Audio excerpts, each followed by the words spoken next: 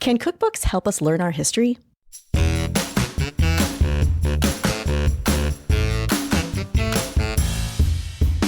Welcome to Everything Cookbooks, the podcast for readers, writers, and cooks.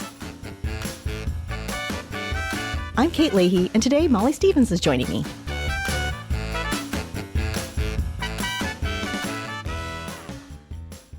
Hey, Molly. Hi, Kate. A couple of years ago, Kristen and I talked to Anna Voloshina about her new book at the time, Budmo, which is all about Ukrainian cooking.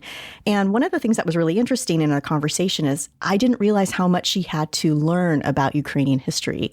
She really wanted to get it right. And she said when she was growing up, a lot of the things they learned were Soviet Union sort of propaganda. And she had to really go deep into her history to find it out.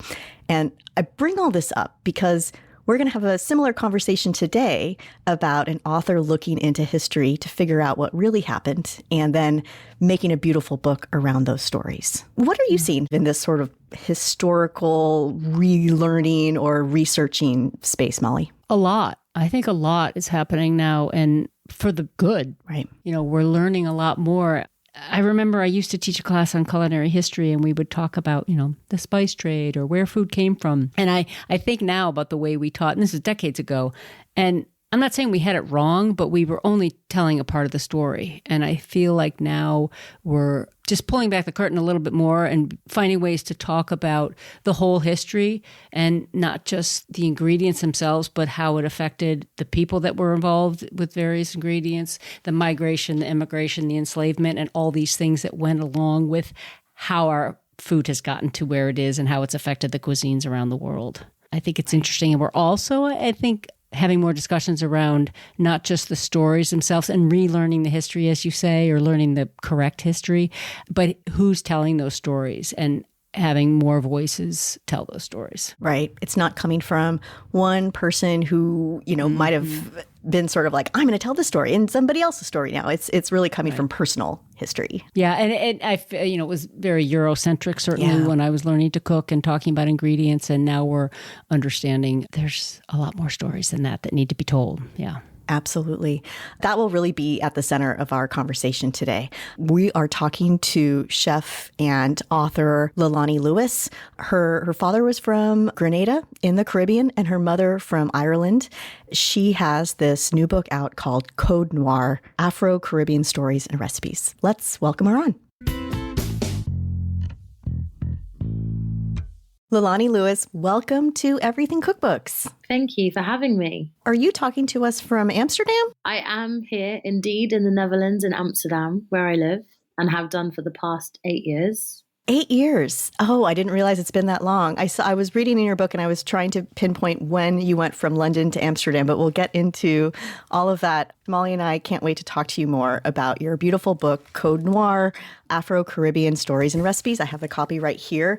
Just for our listeners, this is a gorgeous book. You have a ribbon. You have this beautiful, rich paper stock, gold foil on the cover. It's a gorgeous book. So congratulations. Thank you. I won't take the credit for that. I have some amazing colleagues at Trowel Publishing, Jeff, who is an amazing creative director, and he basically helped create that beauty that it is now. Wow. Before we get really into the details of the book, Lelani, could you tell us a little bit your background as a food stylist and culinary professional? Because that sort of precedes this book. Yeah, it does.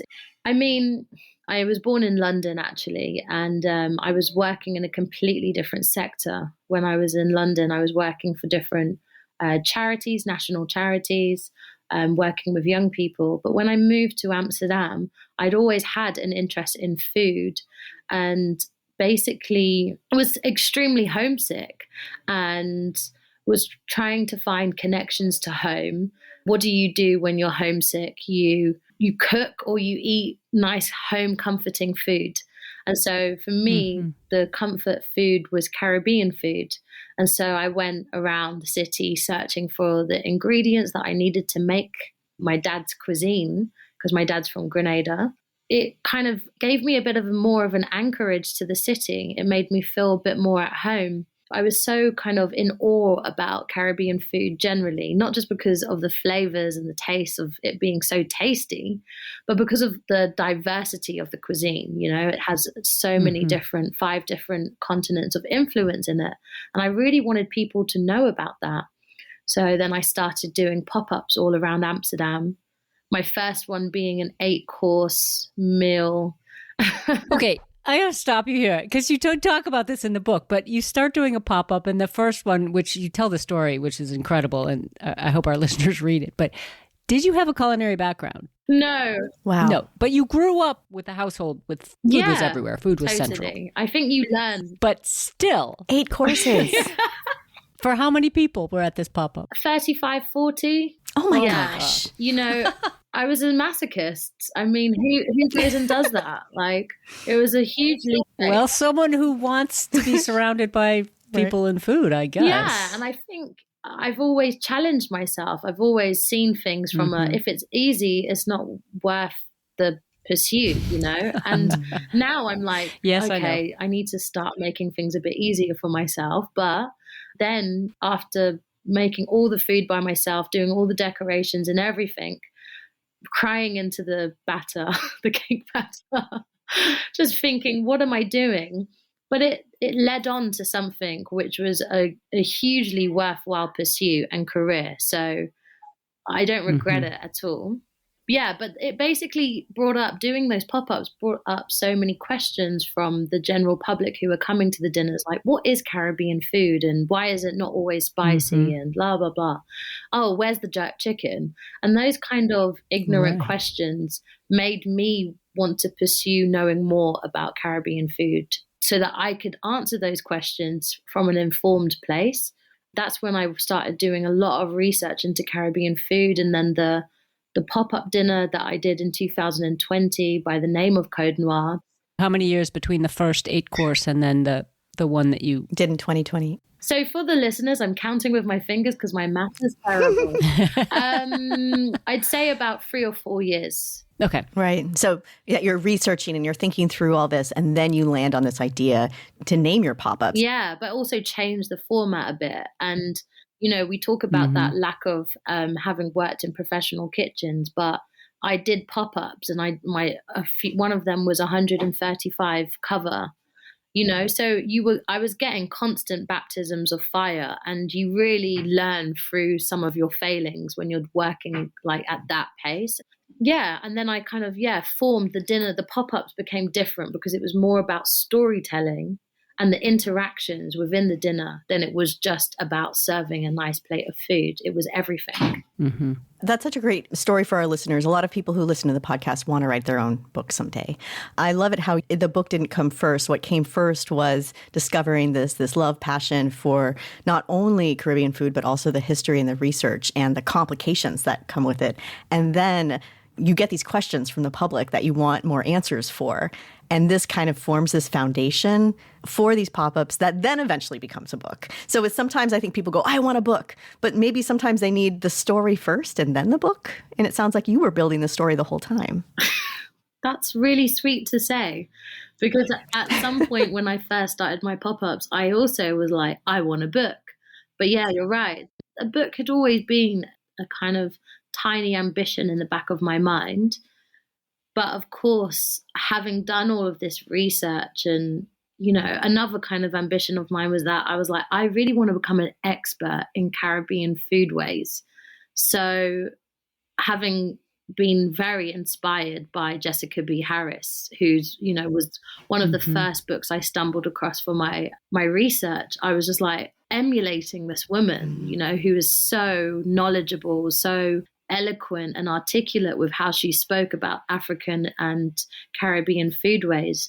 I wanted to be like her. You know, sometimes you've got to have those idols to know where your career is going to go or where you want it to go. Absolutely. At what point did you decide to use the bold moniker Code Noir, which, for people who don't know what it is, it's not something that we hear about a lot. You're reclaiming this this awful document from 1685. That was 2020, and then that became your platform and then became the name of your book. Yeah. I came across the Code Noir name or manuscript in Jessica B. Harris's book, actually. Okay. And I started to do a bit more research. I mean, she kind of, she skimmed over a little bit into the sense that she just quickly described what it was.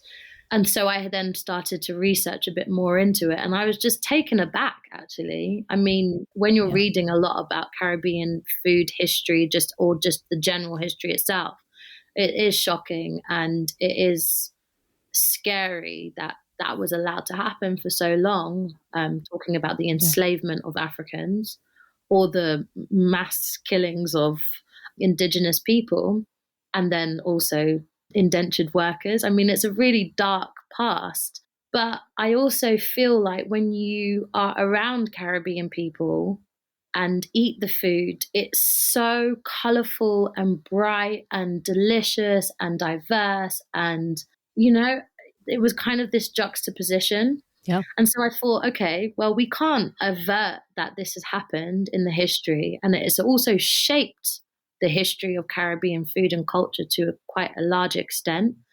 So let's invert that and let's change the narrative and reclaim back a narrative which is always basically put out for us. And when I say us, I mean people of color. I don't want to be classed as a victim. I want people to recognize the resilience and adaptability people brought into the Caribbean, whether them being enslaved Africans or indentured workers, Indian workers. I want their resilience over adversity to be recognized more than anything. Yeah. Yeah. It's a bold, I used the word bold before, but you take this monstrous document and you make it the title of a book that's filled with joyful, colorful, vibrant food, and you reclaim it. You say Code Noir is now these recipes might pop up, and I just think it's worth saying at the start too. Right. Especially because you lay it all out, the monstrous document, on page 12 in the book. It's right there. So people open up the book. It's one of the first things that they read about. We want to ask you a little bit more about that, but let's go in a little bit deeper into your publishing journey. So you maybe always wanted to write a book, but these pop-ups, all this other stuff started happening. How did the book come to be after that? I mean, you could have just kept doing pop-ups, doing all these events. We saw your TED Talk, which we'll link to in the show notes, which are really powerful. I mean, starting with like a sugar cube and talking about the legacy of sugar and how it's not a sweet history. I think after the dinner, I realized that there was this really powerful story to tell alongside some of the recipes that had been handed down to me and my upbringing, just growing up in London, being surrounded by so many different Caribbean communities. I just wanted to tell this story. I felt like it was super important. I'm a bit of a dreamer. I was saying this the other day to my PR agent. I said, I'm pretty much a dreamer, but I'm also extremely pragmatic. So I dreamt of having a book.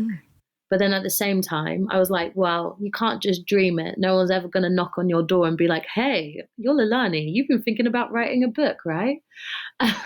So I wrote a deck. So I did a synopsis of what the book would be.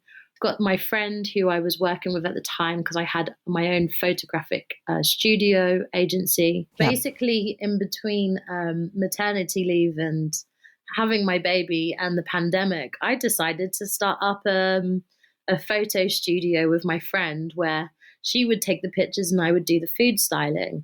That's also to prove the pragmatism, because I wasn't getting enough food styling jobs. So I was like, well, if people aren't going to give them to me, I'm going to create them for myself.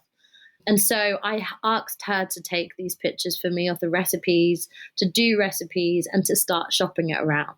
And I was shopping it to newspapers, to magazines, to potentially do a column, and to publishers. And no one responded. Wow. No one responded. And it was just like, okay, well, maybe this is a dream that's never going to happen. But at the same time, during the pandemic, I had a friend of mine call me one day and she said, I'm working with this other chef, Samuel Levy, who wants to start a clubhouse talking about diversity in hospitality. And so he's a very well-known sausage maker, chef, cookbook writer, etc. So we started doing all of these talks on Clubhouse. And then another chef, this Michelin star chef called Joris Beidendijk, was also part of that initiative. And one day the whole team went to his house to cook. And as I was making pastels, I was just like, yeah, I know you've written a book. I've always wanted to write a book. How do I do it? And he was like, okay, cool. I've tasted your food. I really like it. I like your story. I'll introduce you to the publisher. And sometimes it can just be that easy. That's not easy. You've done so much work till now. If you were still in dream stage when that happened, but... Right. No, I agree. I think for me, it felt like, oh my God, it's so easy. But you're like, there's like a dream is like preparation and then opportunity or something like that. So I suppose I'd already done the preparation and then the opportunity just presented itself. But I still feel very lucky because I know that it's a very select few people, although it feels like everyone's writing a cookbook nowadays, which it does. You know, I still feel very privileged to be in that arena. I love what you said, though, that you are a dreamer, but you're also pragmatic. You can dream big, but you also were putting in the steps like, oh, well, if I want to do food styling and no one's hiring me, I'm going to start my own studio. And then you have this deck already created. So then people know that you can deliver the goods. You've already done all that, pre-work. So then when you are like, oh, I can introduce you to someone, you have something to show for it. You're not just like, oh, this is my dream. They're like, have you ever written a recipe? It's like, well, I could maybe. So I think I like that. I like that approach of you have to dream big if you're going to write a book or do really big creative projects. But you also kind of have to be pragmatic about taking those small steps and not think, oh, these are the boring steps. I want to get to the big stuff. No, you gotta take the rough with the smooth for sure. Good way to put it. And I think also like, when you look at somebody who's successful and you realize that, especially for someone like myself, who's worked for myself for nearly 10 years, it is truly an iceberg effect. Like all of the preparation and the hard work that goes in, and people only see like a tiny little segment. I've sacrificed. Many of my friends have gone on and, worked kind of stable, normal careers and gone on to make copious amounts of money. And, because I feel so passionate about what I do, there's many sacrifices that I make in time, monetarily, but I know that one day it's going to pay off. And I think that's really important for your listeners to also kind of understand that it's not always financially like a huge turnaround very quickly. It sometimes can take a lot of years, decades even. Right. Mm-hmm. Yeah, I know. And that's something that I don't think in the food writing world people talk about enough. The, opportunity costs of learning this craft and creating these products. It might take a few books before somebody can say, I can make a living doing books. Or like what most of us, I think, end up finding is just like these hybrid careers where you do a little of this and you do a little of this and you do a little of that just to keep the income coming in. Absolutely. I have my finger in every pie, literally and metaphorically. Yeah, absolutely. So you have an introduction to the publisher and you have this deck ready. So there's no agent involved representing you. Is this Tra Publishing now? No, this is Nair and Ditmar. I probably didn't pronounce it right because I'm still trying to get my perfect G's right in Dutch.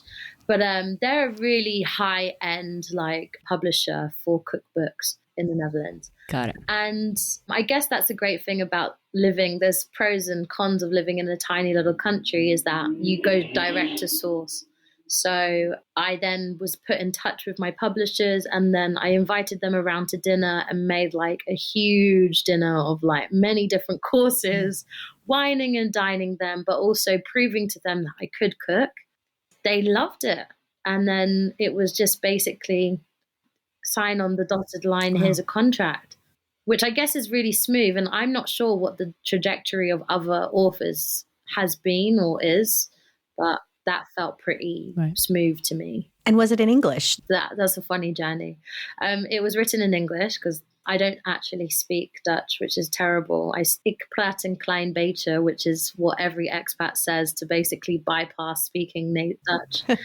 So I wrote it in English. It was translated to Dutch by my editor, Charlotte Klein. And then it was given to the American publisher and then translated back from Dutch into English.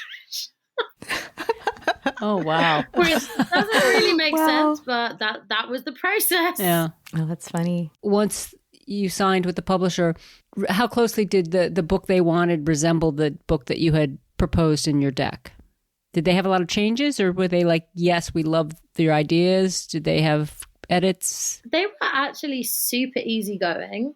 Hmm. You know, they were just like, this is your deadline. I kept on trying to push it a little bit more and more and more because, for everyone, I'm sure who's written a cookbook, you're like, I've got loads of time. And then you're like, oh my God, I've got to do 80 recipes and I've got 2 months left. How am I going to do it? So there was Yikes. very much a testing like 5 recipes a day at some point, insanity. But I think the only pushback was like what I wanted to call the chapters, what some of the references were, making sure that all of my introductions were full and had a bit of a story to them. And it was really great working with Charlotte Klein as well, because she works for a museum here called Allard Pearson, and they have an actual archive of cookbooks. So they've got cookbooks from like the 1700s or something like that. So she really knows her stuff. She's a bit of a food historian kind of buff herself. So she could fact check me on some of the things that I'd learned, because although I'd done a lot of my research via books, some of it was on the internet, and there was a lot of contravening information on the internet. So you can't always trust it. Yeah, especially for something as complicated as what you're representing, like all these different cultures coming together. Absolutely.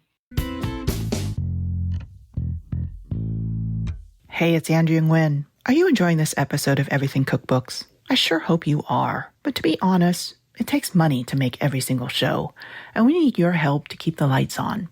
To pitch in, head on over to everythingcookbooks.com/support. There you'll see a range of options. If there's an insider event scheduled, sign on up to learn more about the cookbook publishing world. Order books through our affiliate page.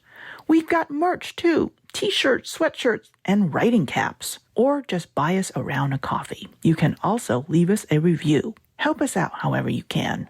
Molly, Kristen, Kate, and I value every single bit of support. Thanks so much for your kindness. So you turn in your manuscript, it gets translated to Dutch. Then Tra Publishing, which is a new publisher for us, I think they're based in Miami. How did they find you? I think they've been working a lot with my publisher because they seem to have bought a few books from our publisher. They bought a book by Sergio Harmon, who's also a Michelin star chef here. They've just bought a book by my homie, Joris Beidendijk and Samuel Levy. And I do believe they're also going to buy another book from Fania van der Leyden, who does Italian cuisine. I think they're going to be buying her book. So I think they're just very affiliated with my publisher and like everything they produce, because my publisher has a lot of integrity. Like they really, really want to make beautiful books. So they do go above and beyond to make sure they do that. What was your feeling of going with a U.S. publisher for an English edition for your cookbook? The news was announced the day that I went to go and pick up the first copy of the Dutch version. And it's very hard to say, but basically around the same time that my book was published in April last year, my younger brother passed away. So when I went to go and pick up the book, my publisher asked me, "Are you okay?" and really looked in my eyes and said, "Are you okay?" And when someone does that, usually you can put on a front and say, I'm fine. But she gave me that kind of deep and meaningful look. So I was crying. I was crying because of my brother. I was crying because of receiving the book. And then my publisher said, "Oh, and by the way, we've just sold the rights to an American publisher." So then I was jumping for joy. So it was like this insane roller coaster of emotions of like, what a day. Yeah, what a day. I can't imagine. I was exhausted by the end. Yeah. Yeah. So, I mean, it was beyond my wildest dreams, to be honest. I didn't know what to expect with the book. I didn't really have very high or low expectations. It was just, let's see what happens. And I think even less so because of what happened last year with my family. It kind of didn't give me as much gusto to really feel super enthusiastic, but I am still very happy with what I've put out into the world. So the fact that an American publisher also saw the potential of it was also just incredible and super validating, actually. Yeah. Right. Well, so sorry to hear about your family. Yeah, mixed emotions for sure. The design, do they look the same, the Dutch book and the American book? No, they don't. They did want to put a picture of me on the front cover, which I completely said no to, because look how busted this face took. No, Stop.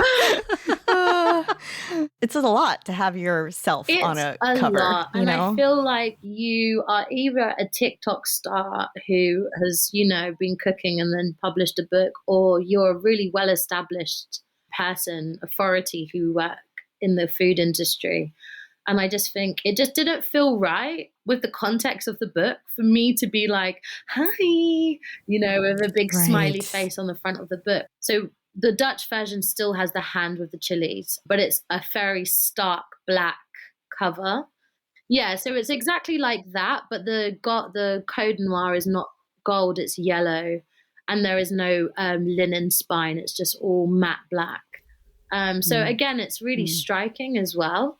But I do love what Jeff's put in with the green linen. I think that adds a gorgeous little touch. And the paper, he wanted to go with something which was quite like a vintage paper feel. And I love that idea. Would never have thought of it myself. So super happy. Yeah, it's beautiful. I'm just thinking about having your book first come out in Dutch, then you can't read it. So how do you, if you're doing edits and copy edits and things like that? Yeah, I mean, again, it was a leap of faith because there was a lot of Google translation and translating and just seeing and then asking some of my Dutch friends to read it through. I mean, I can read a little bit of Dutch, but not to that full comprehension. Right. But yeah, it was a bit of a leap of faith. What a journey. Yeah. I'm just even thinking word count would be different. Like how many words can fit on a page? I don't know. I'm assuming Dutch words can be really long, or maybe that's just German. No, there are some Dutch words which are extremely long, which you're like, what? Why would you put how many syllables are in here? No, but when I read the retranslation, I was like, okay, no, the message isn't lost apart from a few adjustments. And actually, that is the thing, isn't it? It's like, I'm a British person talking about growing up in London as a mixed race woman, and my editor is a white Dutch lady. So I was like, I do not want that context to get lost. That's super important for me to get that right. And the Dutch vocabulary is way less than the English vocabulary. So maybe even still, like one day when I learn Dutch, I read back through my version. I'm like, that's interesting. But I'm happy with the English version because it's great.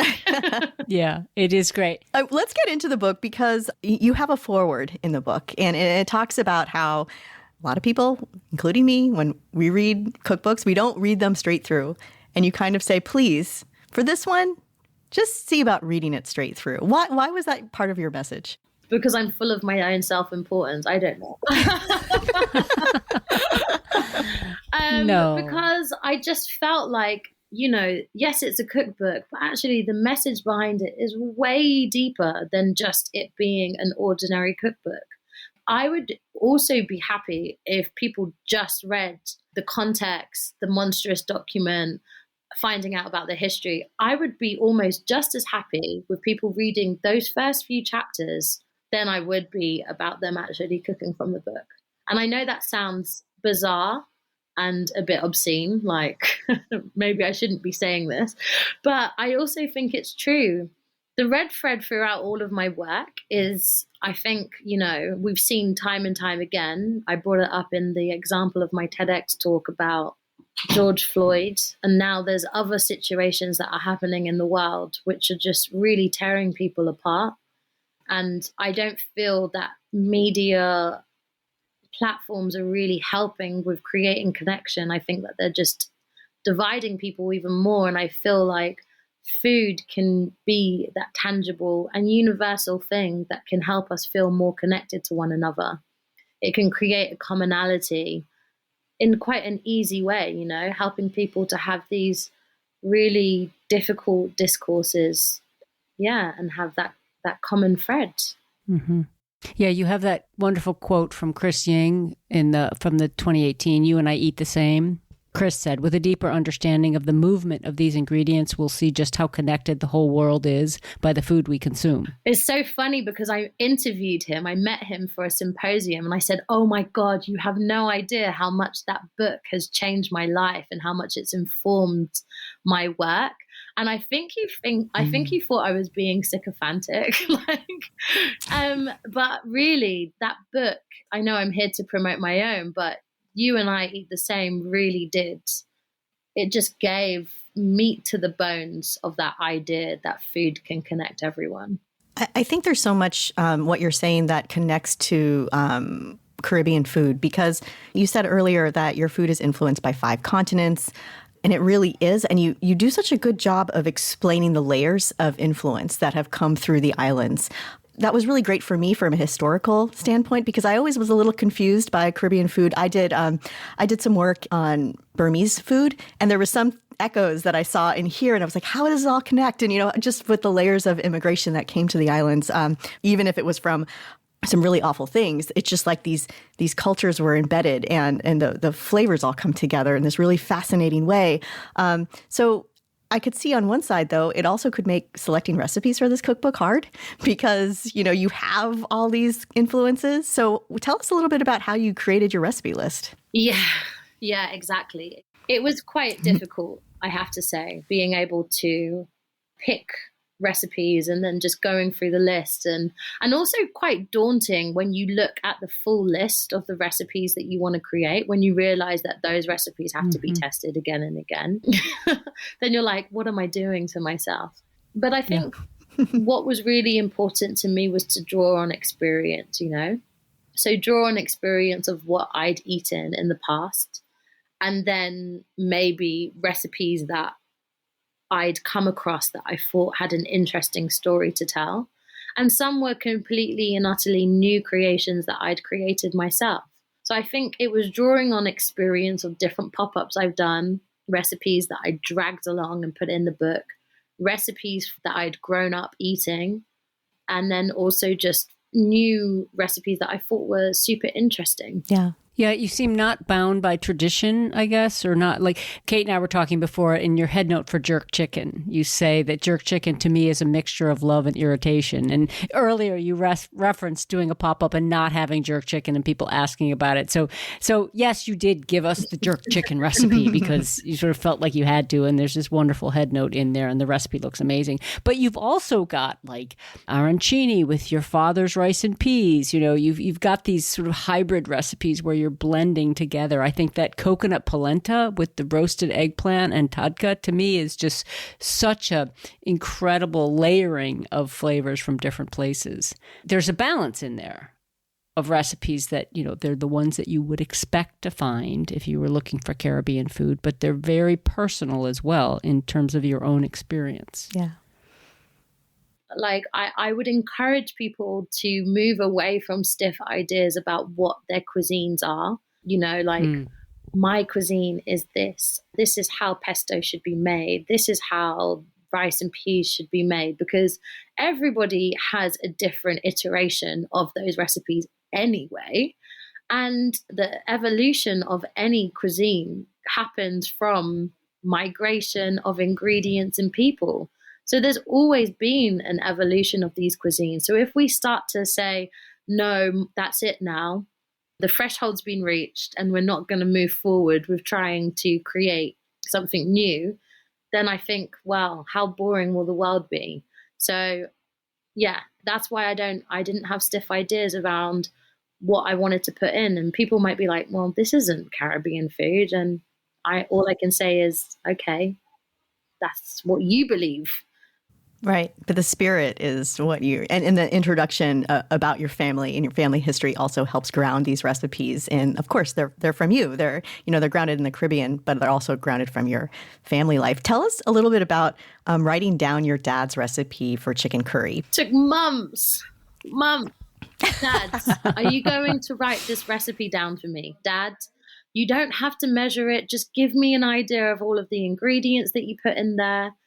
So it was impossible to get the recipe from him. It didn't matter how many times I called him or reminded him or said, look, we'll walk through it together. And I think eventually we had to walk through it together on the phone. He said, I'm cooking the chicken curry today. Do you want me to walk through it with you? I was like, yes, please, I beg. And although it is his recipe, he uses a pre-made garam masala. I make my own. That recipe is just so comforting for me. It's like every time I go home, there's a curry coming out. And he does it so well. He just knows how to cook a curry so bloody well. So it had to be in there. Yep. Absolutely. There's a lot of comfort in this book. There's a lot of comfort in it. And also for anybody, especially if you're listening and you're in the States or Canada, it's just like your childhood growing up in London, that mix of cultures that came together. You capture that so well in the introduction. So I think for anybody who's not familiar with what that was like, I mean, I think a lot of us would come away a little envious. Just like all the things that you could eat as a kid just by living in this melting pot. Yeah, I mean, London's pretty awesome. I don't know if I could live there again, but I do miss how insanely diverse it is and all the different cultures that bob along together in that city. It's really nice. Absolutely. Before we let you go, is there anything you're working on right now that you want to let us know about? I am working on the development of another massive Code Noir dinner that will be happening in July. But this time I will not be just focusing on a sort of micro level on the Caribbean cuisine. I'm going to be looking at a sort of macro viewpoint of how some of the 5 largest crops consumed in the world, rice, wheat, corn, sugar, and potatoes, how they interconnect humanity, human evolution, and climate change. So it's a new big project that I'm hitting the books again for. So maybe if people check back in June or something onto my website, they'll start seeing advertisements for that. And if you're in Europe, then you guys should come along because I think it's going to be a really special experience. It sounds amazing. And we'll have the links in our show notes so people can find your website. Lelani Lewis, thank you so much for joining us today. This was a terrific chat. It was a fantastic, brilliant conversation. Thank you, guys. And I don't say that to everyone. Thank you for listening to Everything Cookbooks. For more episodes and ways to contact us, go to our website, everythingcookbooks.com. The show is also available on Apple Podcasts or wherever you get your audio. And if you leave a review, it helps other people find the show. Any book mentioned on the show can be found on our affiliate page at bookshop.org. Thanks, as always, to our editor, Abby Cirque-Patella. And until next time, keep on reading, writing, and cooking.